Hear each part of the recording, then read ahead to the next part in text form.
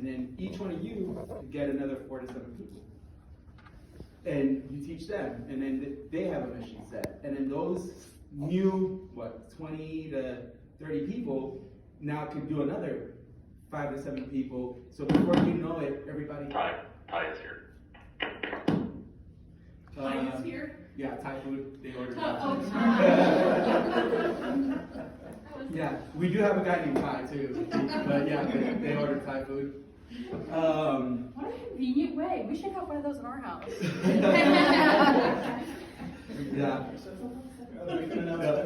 And if the tones go off, depending on what's going on, our station is a multi-company. I might need to take off, I might not. We have an engine, we have a truck, and then we also have the dive team, which is a completely separate zone. So if they go off, I might stick around. I might need to go. You guys are welcome to stay. So, okay, so we have different kinds of teams, and then there's a lot of volunteer teams too that you could do as a civilian that you don't have to have, and you can go and volunteer, and they train you up. And there's a lot of those are usually the wildland search, where they're looking for kids who've gone astray or are missing. With the urban stuff, it's more structural. There's usually a building collapse involved, or there's some kind of mass casualty, like we went to Matador. We went to Matador for the tornado that went through there. And we have another team. Sorry, there's a truck in our driveway. I bet it's the Thai food. It might be. We went to Matador, and we have another team here. We have 2 stations, 18 and... Is that a big Suburban or a pickup or a fire truck? It's definitely not Thai. Fire truck? Okay. There's spotters around it. Okay, yeah, they're coming to mess with that. There's 2 teams here, heavy rescue high angle teams. One of them is at Station 1, and now we have another one at Station 18. And those are the guys that usually go to more of the urban collapses because they bring gear that they can shore up walls. They have jackhammers and drills that they can drill through stuff. When we went to Matador, we brought sound equipment and we set it up around the, I guess it's the Dollar General over there. It was gone, there was nothing there, but they thought there might be people in it. And we set up all the sound equipment, and we were listening to see if we could hear anybody who was down, but we could hear whispers, we could hear cracking, we could hear just about anything. So with that equipment, we were able to listen, and there was nobody in the building. But if there was, we could lift. We got airbags, we could lift, and some of that stuff we have on our truck, so I'll show you some of that stuff. But we could lift thousands of pounds with our jaws and our airbags, but they have even more specialized equipment where they could actually enslave it. Somebody got stuck up on the tower, on the water tower out there, and we went over there and picked them off the side of the tower. So You picked somebody off the side of the tower? yeah, we go up and they were stuck just below it because they were boosting off and not supposed to be up there. So we roped off of it, and by picking, we just literally came off the side, tied onto them, hooked them onto us, and then came back down the rest of the way. So we picked them off the side of the tower. Yep. Literally picked them off the side of the tower. Yeah. There's some new equipment that people have started messing with a lot more here lately. Hey Jimmy, what station is that? That's right. We can solve this. They just want the This is paperwork. all I need. Oh, and those other ones, Jimmy, next to it too. They just need to check off on it. I'm sorry. That'll work. Piece of cake. Thank you. Yes. This is Jimmy Bacon. Jimmy is actually one of our dive instructors here with the dive team. And he, I think Jimmy and I, did you go to the Swiftwater class when I went? Or you went after? No, we went together because you were the only one who stayed on the boat. Yes. When we went over the overhead dam. Yeah. And I got a video that I made after that class. It was a whole lot of fun, but you get to go over a low overhead dam, and usually it's like a washing machine. You get stuck there, and that's where people drown. And we decided we were gonna take a rubber boat, and we were gonna go over the side of this thing and see how many people stayed in the boat, just for laughs and giggles. Jimmy was the only one who stayed on the boat, and it flipped. And he ran on the boat upside down and got back in. I don't know what happened, but he managed to split off. The rest of us went through the spin cycle on that washing machine. Where was that? Tarrant County has, at the college, Tarrant County College, Yeah. has a Swiftwater whole facility where they do Swiftwater training classes, Okay. yeah. Lance went to school there too. Tarrant County? Uh-huh. Yep.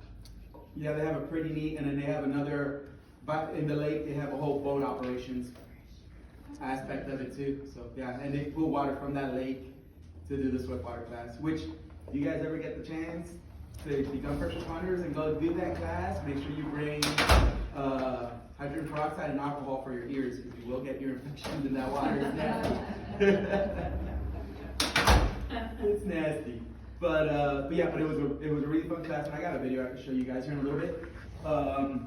So there's several different kinds of search and rescue. There's some that you have to almost be a first responder or some kind of federal agency, but there's some where you don't. There's some where any civilian can do it, and they actually assist you, and they even help you find your niche. So if it's dog handling, if it's, whatever it is, they help you find your niche. One of them is, here in Texas, it's called TEXSAR, T-E-X-S-A-R, SAR, so TEXSAR.org. And you could go look them up, and 18 or older, for anybody who's interested, 18 or older cannot have a criminal record, so, hopefully nothing. Y'all behave. You'll behave, yeah. You'd be surprised how many people would be great at things and just poor choices when they were younger don't allow them to do it anymore. And sometimes it's just being with the wrong crowd at the wrong time, and they just got tied in, and it gets stuck on their record. So just remember that. So, our question, Yeah. let's say hypothetically somebody really wanted to do this, but they had like a shoplifting from when they were 16. There's no way they could just like make a couple of calls and be like, please. No, I mean, if you're 16, it might get wiped off your record, but our fire marshals are pretty good at licking records. I mean, they can see a whole lot of stuff. So, I don't know. Usually juvie records get expunged after, but you better safe than sorry and don't do anything silly. That's gonna make you regret lots of choices in life. And that's not just with this, law enforcement. Now, some things you can do that might help is sometimes military service kind of helps make up for, but it better be something really, really silly, like, I don't know, you drove with an expired driver's license, not a DWI or anything like that, not a driving while intoxicated or anything, but driving with an expired license, I don't know. I had a bunch of tickets when I was younger. I had them all paid off. I hadn't had a ticket for 10 years, and he still asked me about them. So, and 10 years, I guess, was the magical number where they were just like, okay. Yeah, but even then, it's like everything, including your credit.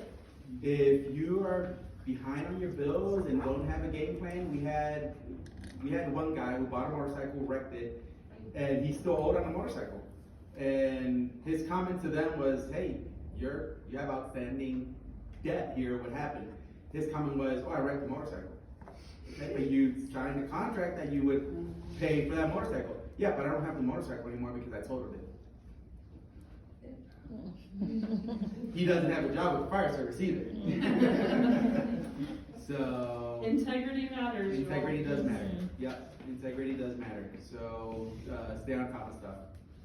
So they do look at your college courses and stuff like that. They want to make sure that you're not a quitter. I mean, if you go to school and you don't finish, but as long as, or if you go to school and you don't finish, or you change around, or you do stuff like that, the school stuff really didn't affect, because I know a couple of guys, but the work stuff did.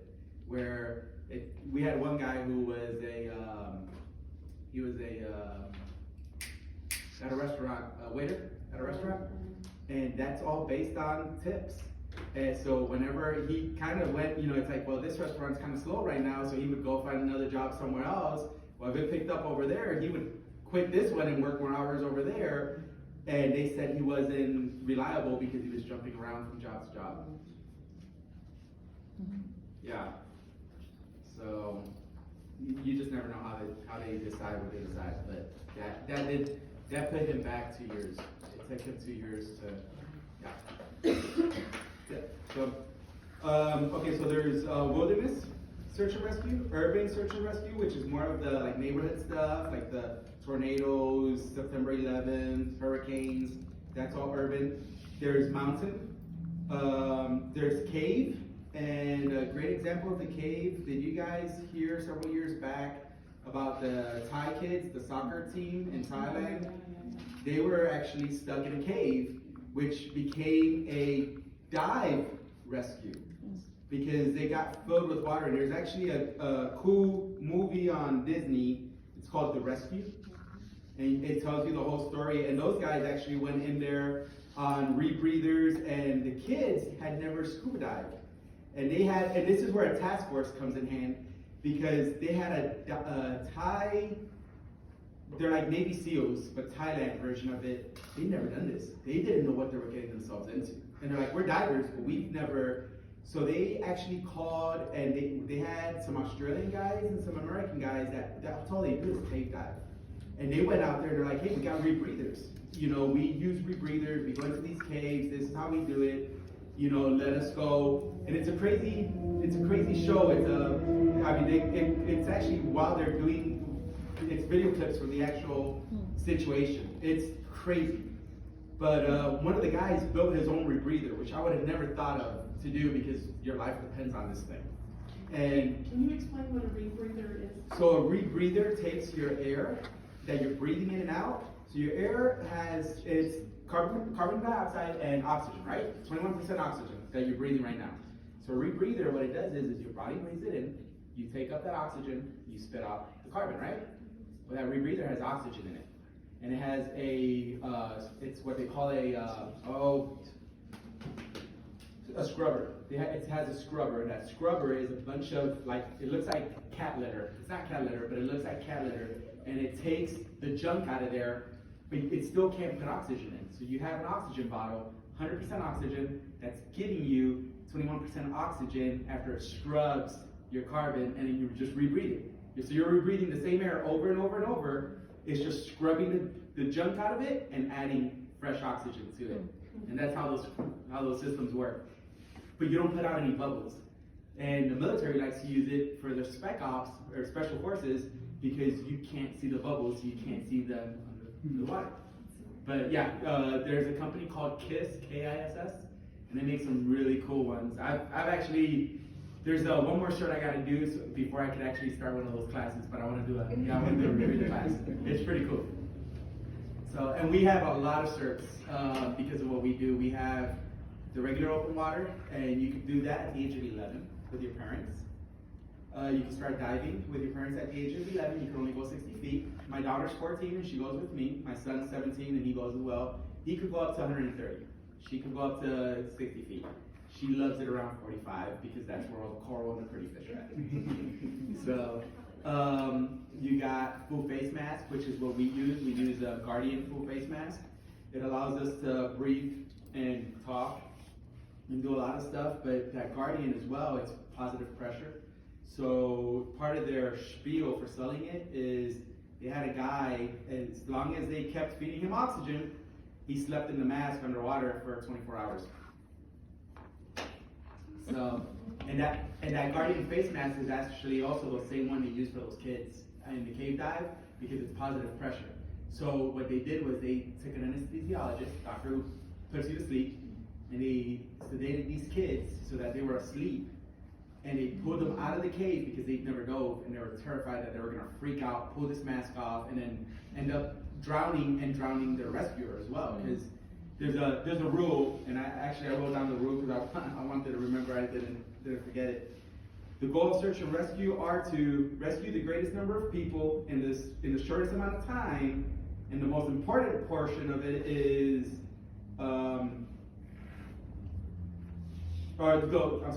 the most important person in the rescue is the rescuer. Because what happens is so for example, right now, Fort Worth, Texas, the other day had a fire engine that rolled. And they were responding to a structure fire and their fire engine rolled. Well, what happens when you're going to a structure fire, you hear, hey, we just got in a wreck, we rolled, there's people hurt. Is that fire the first thing on our mind? that fire engine is. So now we got, you know, now we can't put all the services we need to this because now we got this.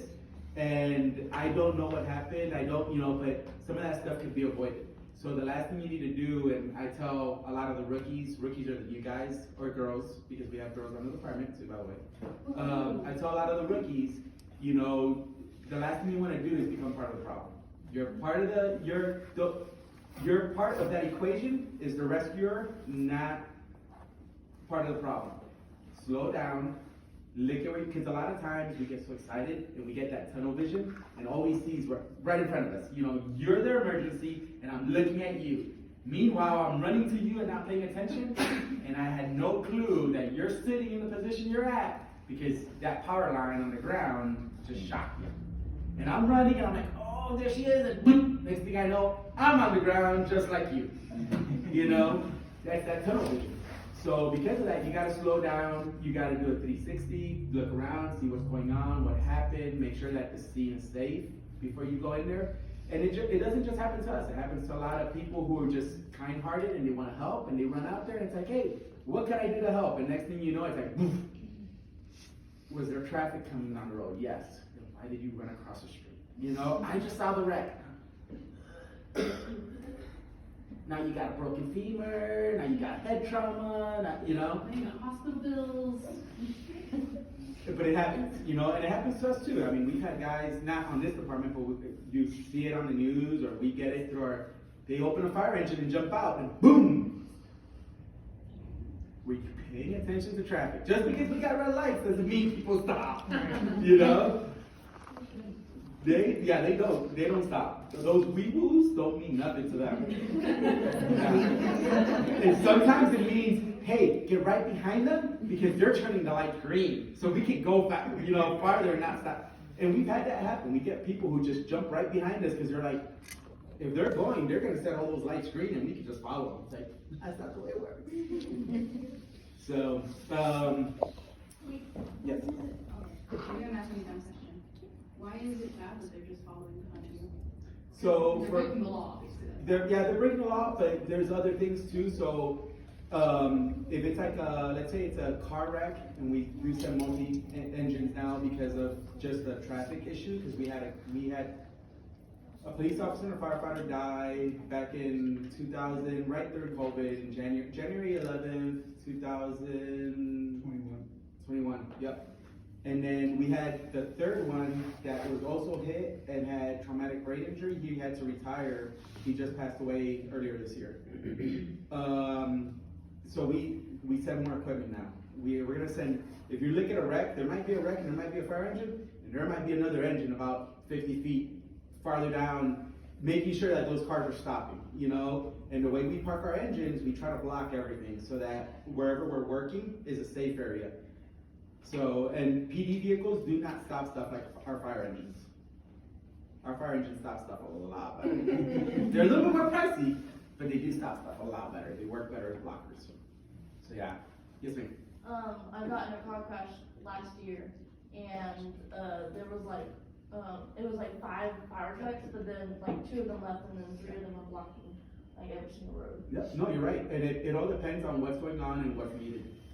If I show up or we pull up and one of the cars is in the parking lot because he could drive off and the other one's sitting there and it's not drivable, maybe we'll just use one to block because there's not a whole lot of traffic. If you're on 82nd or 98th, we're gonna use 2. You know, especially 82nd, especially if you're between Milwaukee and Frankfurt, we're gonna use 2 at all times. And sometimes we use 4 because we block from both directions, you know? If you're on the loop or you're on Marshall Chart, same deal. It all depends, just because our safety is a lot more important than what's going on. What's going on is important, don't get me wrong, but if we become part of the problem, we're no longer part of the solution. And we're gonna pull more resources away from the solution, because at that point it's like, ugh. So, yeah. Yes, ma'am.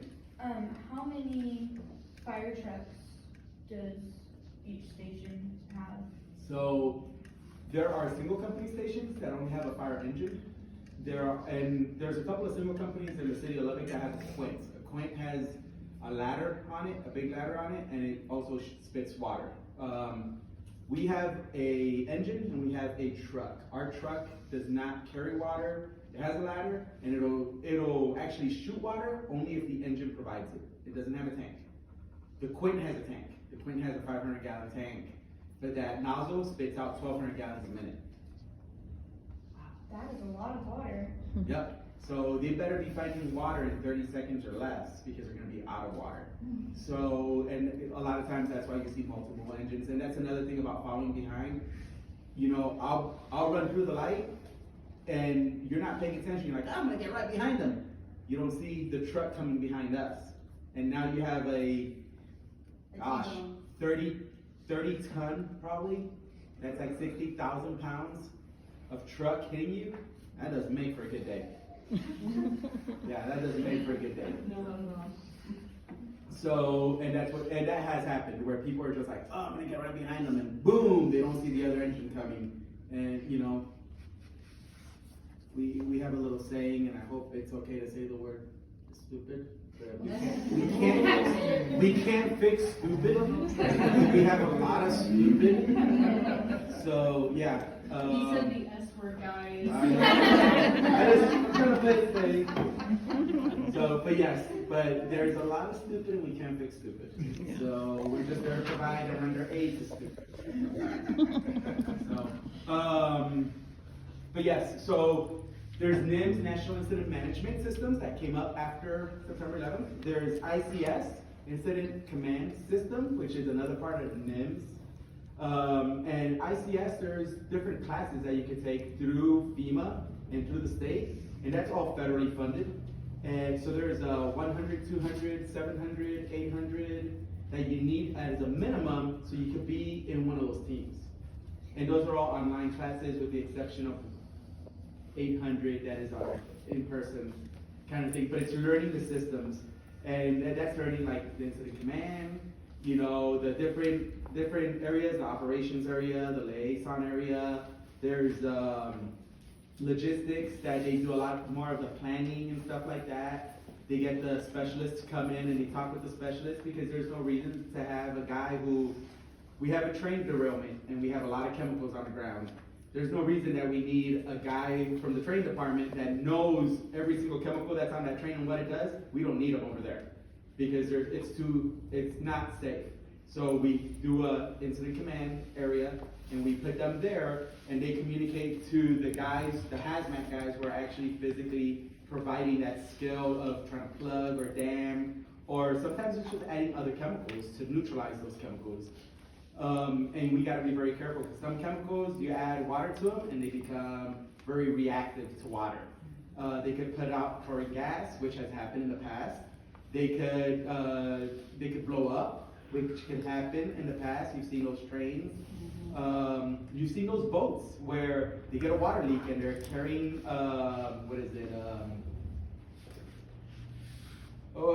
it's a fertilizer, but when it gets wet, it don't like wet. It don't like wet, and it starts oxidizing. Do you guys know what oxidizing is? Yeah? And then you got a metal ship that's made out of steel, and when all three of those combinations get together, all of a sudden you got an uncontrollable fire. It's not gonna go off of water. And you get ships that end up blowing up or going under and stuff like that. So you gotta know what you're working with. So we do a lot of stuff.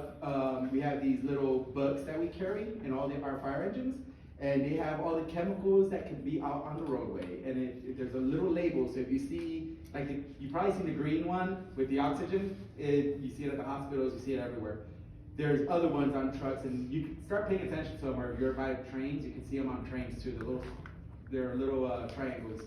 And they'll tell you how how reactive they are to water, how flammable they are, how explosive they are. They'll give you a number on there that you can look up in this book, and it'll tell you everything about it, how to treat it according to so many amounts, how far away to stay away from it. So this is all stuff that we need to know because in an emergency where you're going to need some kind of search and rescue team or some kind of tactical team, task force to go take care of that stuff, you need to know what you're dealing with. And that's where those specialists come in and they go in with logistics, and logistics is like, hey, we're getting ready to dump hundreds of thousands of pounds of water in this thing. What do you think? No, terrible idea. You're gonna need this, this, and this. Oh gosh, where can we find this, this, and this? Let me make a phone call, I'll have it to you in 30 minutes, you know? And they make a phone call, and next thing you know, there's 18 wheelers showing up, and they got everything we need, you know? So that's why it's so important to know what you're dealing with, and again, not to be in a hurry. Because you're in a hurry, and you wanna put the wet stuff on the red stuff, and next thing you know, the red stuff goes boom, you know? So essentially you carry little chemistry books in your cars. We do, yeah, I can never escape it. we do. Yeah. Yeah, see, things you thought you would never need being in a chemistry class, Yep. you just found out. It's pretty important. It's pretty important. So there's those task force that I talked about, and then there's strike teams. Within SARF, search and rescue team, there's a strike team. So a strike team would be a team of people that do the same exact thing. So for example, if you guys were all dog handlers, you're a strike team of dog handlers that responds to a location. And then when you guys arrive, we might turn around and be like, well, I'm glad that you guys are all here, we could use you, but we don't need 30 of you at the same time. So we're gonna split you in half, we're gonna use half of you during the day, we're gonna use the other half at night, so we could do a 24-hour rotation, you know, all the time. And what we're gonna do is we're gonna move you guys into a task force. So I'm gonna take 2 of you or 3 of you, and I'm gonna put you with this cop, who's part of your security team now. We're gonna put this paramedic with you, who's part of the medical team. We're gonna put this whatever, you know, and now you guys are all part of a task force that does a specific task within that unit. And you guys all go out, and now and a lot of that played a role in Katrina. Katrina, we went down there and we sent swift water rescue guys down there. Well, we needed a task force because there was a lot of looting. And we had guys that all they did was boat operations. We had guys that all they did was getting in the water and searching houses because the houses were underwater. We had cops that all they did was provide security for the whole task force because there was a lot of looting. So all of that stuff plays a role on what happens and how it gets done. And then they'll just, you know, and then you start doing 12-hour shifts and it gets become a whole lot of fun. Do you guys have any specific questions, or did you guys read about anything beforehand? Yes, ma'am? How many calls do you get each day?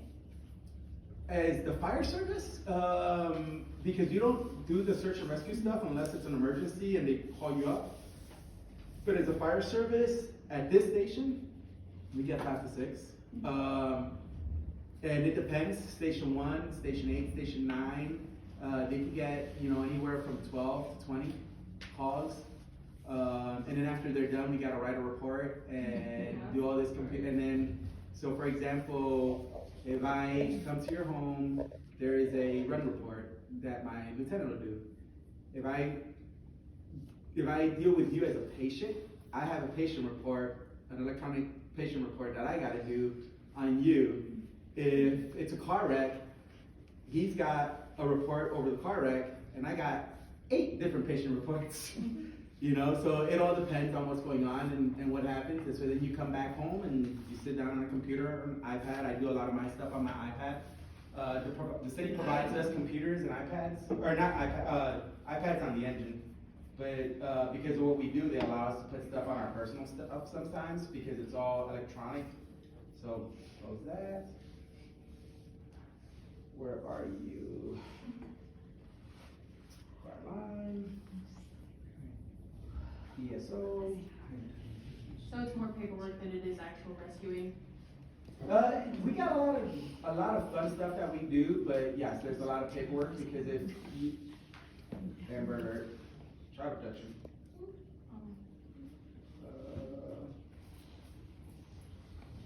I bet our phones are. And then get ready because every single 4 months, the passwords change on everything.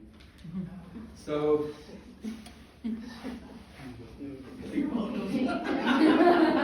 Jared works for the city. Yeah. So Jared knows. Yeah, The IT department. Yeah. Hey, can I ask for one favor? Sure. Can we make one password open up everything? Negative. He's like, I see a lot of issues with that. I found a little trick. I do the year, I I do the password, and I do. Well, it's just easier to remember that way because every time I change, it's like, what was that password again? So I just do a year, and then the password, and then the quarter because every quarter it changes, and then next year I do a year, and then the password, and then the quarter. So the password technically stays the same, but the year and the quarter changes. Formula. Yeah, it's a formula. And I can't forget it because I got so many other numbers I'm trying to remember. Doesn't work well? No. I gotta find what works for me. I got too many numbers up here and it's not working anymore. At 43, things start slowing down a little bit. So this is one of ours. And for example, so we have incidents, we have electronic medical records for the patients, we have activities that we do, we have fire hydrants, we gotta flow all our hydrants. So yeah, if you don't like doing paperwork, this is not a fun job. Because we do go flow the hydrants and you see us opening the hydrants and running water down your driveway and you know, the neighbor's like, hey, blow it on my yard, I haven't had water in days. And then after we're done there, we turn around and actually while we're there, we hit hydrants, we take a picture of the hydrant, we drop a GPS coordinate on that hydrant, we put in all the pressures, we put in all the flows, we do all of that, and then it auto-populates to the CAD, so when we're going to a structural response for a fire, they tell us, hey, there's a hydrant on the intersection of Frankfurt and Milwaukee, or Frankfurt and 98, there's a hydrant on that intersection, or they'll tell us, hey, the hydrant on 98th and Frankfurt is dead because we put it into our software, bypass it and go to the next one, the next closest hydrant is gonna be this one. So it all does work out really nice when people put in the information. And it goes to the water department to let them know that there's not enough. Yeah, there's not enough flow, yes. And it creates a work order for them to come check it out. Yep, and sometimes it's something silly, like right now on Frankfurt, they were working on a water line there that blew up. I don't know if you saw so they shut down stuff. Well, some of those valves, they turn and turn and turn and turn and turn and turn, and they might not open up all the way. So they're like, oh, we got water, but we don't have any pressure. Just because we got water doesn't mean we have pressure. So we'll go floor our hydrants after that, and it's like, hey, we lost 40 pounds of pressure. We had a hydrant that had 60 pounds, now we got 20 pounds. It went from a really good hydrant to a really poor hydrant. And they come back and they're like, well, we did that work. Let's go look at those valves again. And they're like, oh yeah, one of the valves wasn't opened up all the way. So, and it does happen. Or construction. They do construction, like actually the one on Milwaukee and 98. We flowed that after they put them in. And we had rocks and asphalt and wire and all kinds of stuff flying out of those. If we connect our fire engine to it and don't check any of that, all of that goes into our pump. And all of a sudden we got a $500,000 piece of equipment that doesn't work. Yeah. There was a fire hydrant near my church that like froze. Mhm. Like it's not exploded, but like there was water coming out of it and it froze. So that's a problem. So the way those hydrants work is pretty cool. It's got a rod, and when we turn it on top, it's got like a washer, or not a washer, but it's got a flange in the bottom, and that flange is below freezing level. And that flange opens up and allows water, and then there's weep holes on the side, so when we close it, those weep holes drain the water from the actual hydrant. Well, if those weep holes are plugged up and they don't drain, and that hydrant stays full of water, what happens to water when it freezes? It expands. And all of a sudden, it doesn't matter if it's made out of cast iron or steel or whatever, it's gonna break. And that's what happens. And that's why too, a lot of times when you see the car wrecks where the guy hit, or the girl, or whoever hit the fire hydrant, you don't see water flying everywhere, is because they're made to break above that flange so it stays closed. So you don't have water. So the movies where you got water spraying everywhere, Inaccurate. it doesn't happen. I mean, it happens maybe, but it shouldn't happen. It shouldn't happen. The movies have lied. Yeah. So Yeah.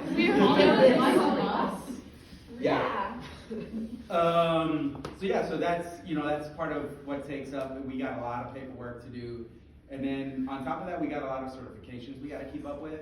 So we got our fire certs, we got our medical certs. Some of us we have a special equipment that we maintain. So I'm a technician for OTS Guardian masks, or full face masks. So every 3 years I gotta do classes for that. And then twice a year I gotta go in there and tear them all apart and put them all back together and put new seals in them all. So it's just, you know, it seems like it is a fun job, don't get me wrong. But it's not the typical, you know, lay on the recliner, watch TV. I mean, unless you're one of those guys that they don't trust to do anything, they're like, hey, you break more stuff than you fix, go sit on the recliner. You're part of the problem. Yeah, you're part of the problem, yeah. Unless you're one of those guys, they keep us pretty busy. Yeah. Yes, ma'am. Do you have firemen in the Navy? Yes, they do actually. So everybody who's on a naval ship is fire certified up to a limit. They all know how to start putting on masks and start spraying water, but then they also have specialists that they're actually licensed firefighters. So you have both. You have some that are, it's kind of like, and I don't want to say this in a bad way because I volunteered as well as a volunteer firefighter for Woodrow. Volunteers don't need to have certification to do that. They kind of learn on the job, and then they can get those certs later. And some of them do go out and get their certs and stuff like that. So you have the Navy side that does that. They're not really certified. They just know enough to not be completely dangerous, just partially dangerous. And then you got the guys that have gone through all the classes and everything else that they should, and I'm not gonna say they're any better. They should know better, but they still, we don't all make the right choices sometimes either, so, yeah. But they should know better because they've gone through all the classes and they should know, you know, they should be able to take care of the issue or at least know when it's above their head. And that's a lot of the problem with, like some of those situations. They mean well, but they just don't know that they're, you know, whatever the problem is above their head. It's above their scope of practice, their skill level, and it's like, man, I'm really, you know, I just want to do a good job, but it's, you know, it's more than I can handle. You know, when you're certified and trained up, that's when you should know that it's more than you can handle, and at that point you just know what other resources you need. So, and that's why we go to a structure fire, I see smoke in the air, I see all that, and it's like, I need a second alarm, I need a third alarm. We have a lot of smoke, I need a third alarm. Third alarm means more fire engines, it means more trucks, it means more safety officers because you got safeties out there watching each perimeter. It means, it adds a lot more to the equation. But there's a lot more safety and a lot more resources coming to fight that. With the volunteer service, and I did it for a while, and I'll probably do it when I retire. You don't have those resources, so you really try to deal with what you got on hand, and sometimes you get above your head, and that's why a lot of the guys that are like the lieutenants and the captains on those volunteer fire departments, they've done it for a long time. And those are the guys that should know it's like, hey, I've been here, I've done that, ain't gonna do it again. You know, we gotta get those guys out. We don't have the resources, it's getting out of control. At this point, we gotta protect the surroundings. That's gone. You know, whatever the structure is, it's gone. We're not providing anything. All we're gonna do is become part of the problem instead of the solution. So, and that's where that knowledge comes into play. I don't know if that makes sense. How long have you been how long have you been working here and how many buildings? So I've been with Lubbock going on 12 years. I've been a firefighter for 15 years. And yeah, my son was little. What else? Let me think. Structure fires. What are all your certifications? I have a firefighter 1, firefighter 2, which are two different kinds. One is more like the knowledge side of it. The other part is more of the hands-on, kind of like the Swiftwater Tech or the Swiftwater Tech. There's one where there's 2 Swiftwater classes as well. There's one where you're more of a tech, more on the land side. You can throw a throw bag. You see what's going on. You kind of tell what's going on. And then you have your guys on the water, where they're actually going downstream, and they should know that, you know, keep your feet up. Don't, because there's stuff underwater. That's what's creating all that turbulence, is stuff underwater. They should know what an eddy is. They should know how to swim to an eddy and get behind it if they want to stop going downstream. They should know what a low overhead dam is. They should know that if they go into a low overhead dam, they shouldn't fight it. They should just swim down and it'll spit you out. But when you're in a low overhead dam and you're drowning, your first intention is to try to swim up. you just stay in that nasty whirlpool and you're just gonna drown. So the best thing you can do is swim down, and because that water's doing this, if you swim down and you get the very bottom of that, it actually spits you out. So as a technician, you should know all that and be able to do all that. On the other side of it, you're more of the, you know, you kind of know a little bit of it, but you haven't done the, you know, the hands-on water stuff, yeah. It's the same thing with dive, which I have, so I have fire certs, I have hazmat certs, and I only have minimum hazmat because you need hazmat for fire because of weapons of mass destruction stuff. Yeah. And when it became part of urban warfare with marathon bombing, when all that, it got thrown into the fire service. And that's one thing about the fire service, if they don't know who to give it to, they give it to us, you know?